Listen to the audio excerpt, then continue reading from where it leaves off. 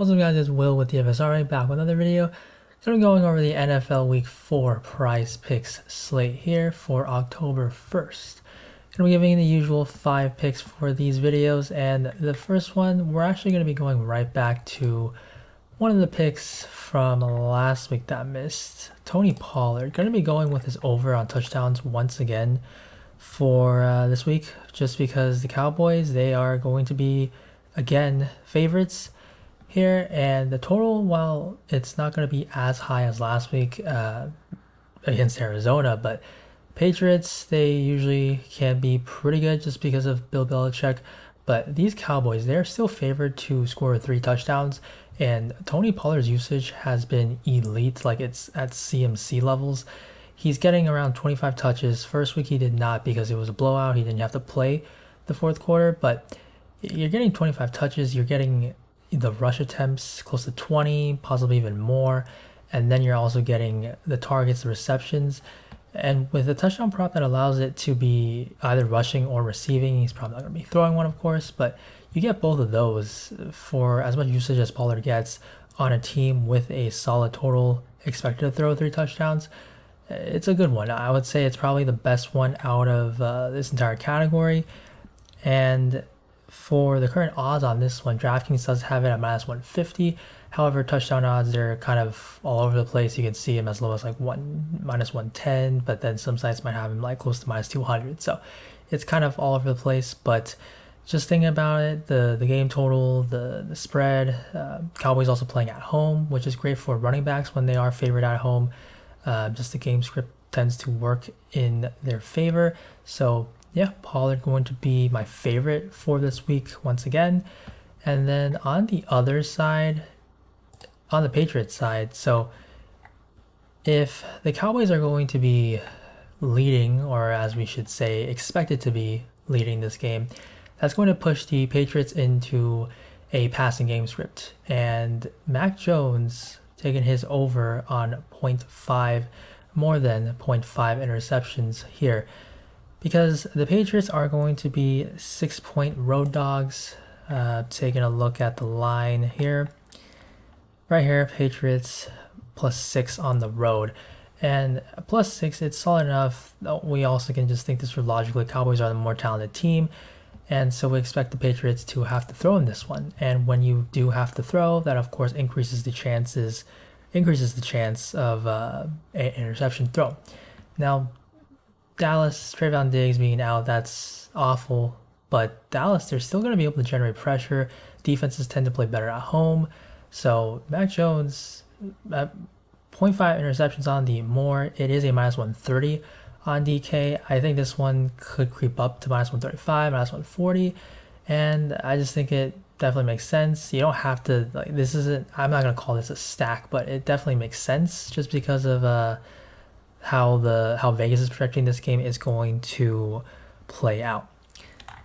Now, fantasy score for the third pick, we're going to be going with Dalvin Cook. Fantasy score under 7, less than 7 against Kansas City. These Jets, the Aaron Rodgers list Jets, are +9 at home. So it is going to be a negative game script for these running backs. Another Zach Wilson-led offense just has not looked great. Hasn't even looked average. It's looked far below average. They're going to stick with him again. And this Jets offense, particularly at the running back position, they are basically using a committee approach with Breece Hall, Dalvin Cook, Michael Carter. Dalvin Cook has a 26.5 rushing yard line, 8.5 receiving yard line, and his receptions are 1.5 favored on the under. So if you just take these yards, we'll give him 35, 1 catch. That is 4.5 fantasy points. Touchdown, he is a +255 on DraftKings. So you can't just give him a touchdown. You can't, if you try to factor it out or try to put the value of what +255 is, you can factor that into the fantasy score. But at 7, he's going to have to get there probably based on, or unlikely that he's going to get there on yardage. So you're going to need him to get a touchdown, which the odds are more likely than not he is not going to. And because he is in a convenient approach, Breece Hall is more likely to get that rushing touchdown. And if it comes through the air, Michael Carter has actually been the guy, the third string running back on this team that runs more routes. Dalvin Cook, he barely has any passing game involvement. The Jets currently they have close to a 1.5 even line on touchdowns. So it's basically saying that they're going to score 1 or 2 touchdowns. And against the Chiefs, they're probably going to have to throw a ton. And that's most likely going to come through the air then. And if it's coming through the air, Dalvin Cook is not going to be on the field to do that. So hopefully he doesn't just run into one or injury or something weird happens, like it's a PI 1 yard line rush for Dalvin Cook or something like that. So hopefully none of that can happen. And Dalvin Cook under 7 just makes sense for this game environment. If you look at DVP, not that he's going to be getting targets, but the Chiefs, they've allowed the second least targets against running backs. Overall, they've been a pretty solid defense, actually really good, especially now with Chris Jones back. So it is going to be another tough week for the Jets, most likely. Fourth pick, Michael Thomas, over 4.5, more than 4.5 receptions.